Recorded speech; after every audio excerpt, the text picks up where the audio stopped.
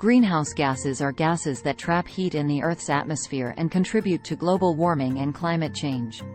These gases include carbon dioxide, CO2, methane, CH4, nitrous oxide, N2O, and fluorinated gases.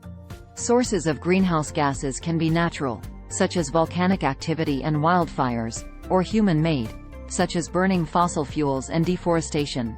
The largest source of greenhouse gas emissions is the burning of fossil fuels, including coal, oil, and natural gas, for energy and transportation.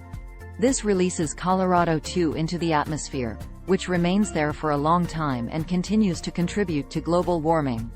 Agriculture and land use changes, such as deforestation and clearing of land for agriculture, also contribute significantly to greenhouse gas emissions, particularly methane and N2O.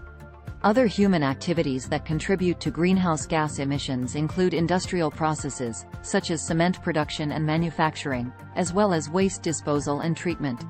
Fluorinated gases, which are used in refrigeration and air conditioning, also contribute to greenhouse gas emissions. Reducing greenhouse gas emissions is crucial to mitigate the impacts of climate change.